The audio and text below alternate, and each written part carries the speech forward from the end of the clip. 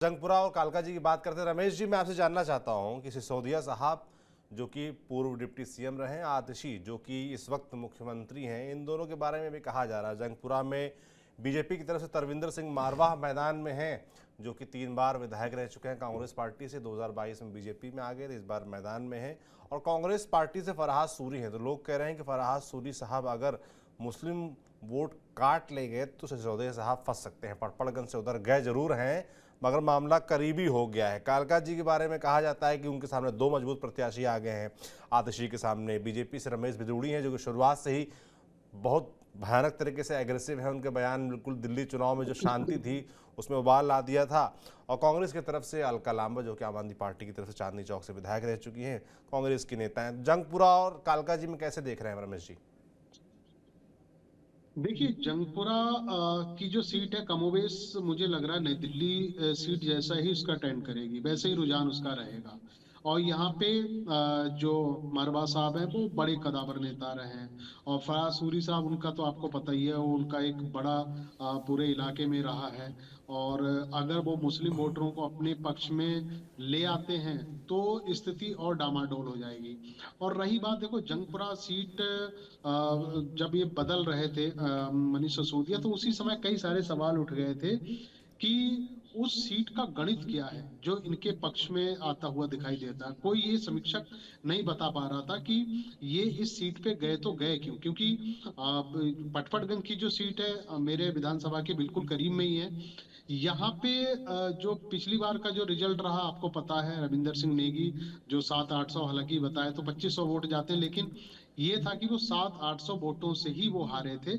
लेकिन इस बार रिजल्ट बिल्कुल साफ है। पटपड़गंज का कोई ज्यादा इफेक्ट वेट वाली बात नहीं है कि रिजल्ट किस तरीके से होगा, वो दूध की तरह पानी की तरह साफ है एकदम कतई।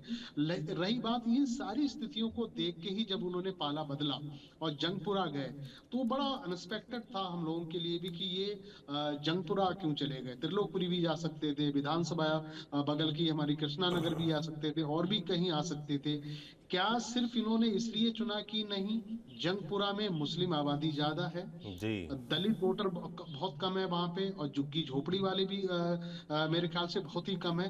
वो सिर्फ सिर्फ इन्होंने दांव खेला था कि नहीं, अल्पसंख्यक जो वोटर है वो मेरे पक्ष में आके ये काम करेगा।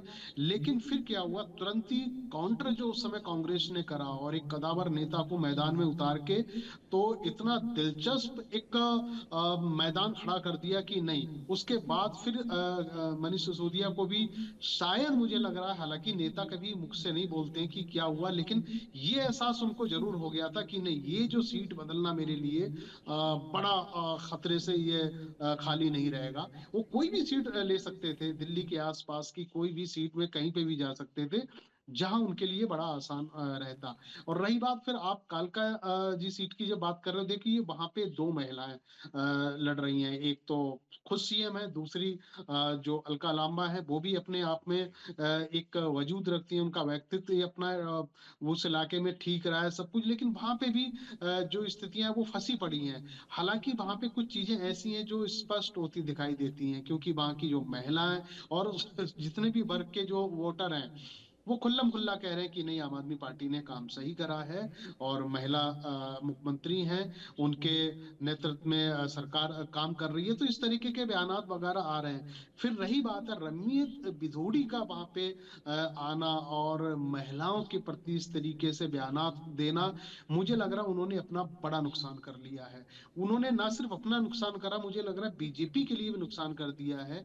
जो इस तरीके से बयानात उन्होंने दिए, नहीं बोलना चाहिए, क्योंकि पहले ही कुख्यात बयानों को लेके जिस तरीके से संसद के पटल पे उन्होंने बोला था, तो शायद मुझे लग रहा है कि आज के संसदीय इतिहास में इतना गंदा उन्होंने शब्द बल्कि का किसी ने भी इस्तेमाल नहीं करा, क्योंकि उनके बाद से ही बीजेपी उभर नहीं पा रही थी। फिर उसके आगे आके अपने चुनाव में उन्होंने इस तरीके से करा, मुझे लग रहा है बड़ा डेंट उन्होंने भारतीय जनता पार्टी के लिए पूरे चुनाव में कर दिया है।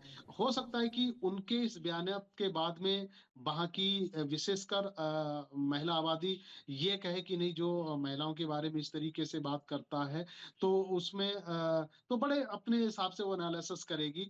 रही बात, देखो दिल्ली की, मैं कई बार ये बात कह चुका हूं कि दिल्ली की जो जनता है और जो वोटर है यहाँ पे, वो स्टेबल नहीं रहती है। 82% जी। लोग ऐसे हैं जिनके डबल डबल वोट हैं। कोई बिहार का है, कोई पश्चिम बंगाल का है, कोई उत्तर प्रदेश का है। पता चला यहाँ पे जो काम धाम करने वाले हैं, दिल्ली तो सरकारी बाबुओं की दिल्ली कही जाती है। कोई व्यक्ति ऐसा नहीं जिसका डबल वोट ना हो, वो यहाँ पे भी वोट करता है, वहां पे भी वोट करता है। तो यहाँ के लिए ज्यादा वो परवाह नहीं करता। उनको ये है कि हम यहाँ कमाएंगे, खाएंगे, घर चले जाएंगे, गांव चले जाएंगे। ठीक है, इस बीच में जो हमें सहूलियतें दे रहा है, जो फ्री की चीजें हमें दे रहा है, चलिए उनको वोट क्यों ना कर दें। तो इस लिहाज से जनता जो है वो मूव करती आई है आम आदमी पार्टी की तरफ से। लेकिन यहाँ पे पेच इस बार का क्या फंसा है, अगर आप गौर करो तो चुनाव से जब आचार संहिता लगती है उससे पहले तक भारतीय जनता पार्टी की पूरी टॉप लीडरशिप, यूं कहो कि प्रधानमंत्री तक, वो फ्री रेवड़ियां, मुफ्त की रेवड़ियां को इस तरीके से तिरस्कार उपहास से लोग उड़ाते आए थे कि ये नहीं होना चाहिए था। और बिल्कुल मैं भी इस बात का पक्षधर रहा हूं कि इस तरह की फ्री की चीजों पर नहीं होना चाहिए। लेकिन अल्टीमेटली उन्होंने बाद में ये समझा कि 2020 में जो हम लोगों ने गलती करी थी दिल्ली के चुनाव में, हमने ये कहा कि ये फ्री की रेवड़ियां गलत है, ये नहीं होना चाहिए। लेकिन जनता ने फिर उन्हीं को स्वीकार करा और सरकार को यथावत करा। यहीं पे उनकी स्ट्रेटेजी जो भारतीय जनता पार्टी की थी बदल जाती है। उनका थिंक टैंकर आके प्रधानमंत्री को या उनकी लीडरशिप को समझाता है कि आपको इस पे आना ही पड़ेगा, क्योंकि दिल्ली आदी हो चुकी है फ्री की चीजों पे। तब उन्होंने, अगर आप गौर से अगर देखो, तब से उन्होंने फ्री की रेवड़ियां की बात करना बंद कर दिया।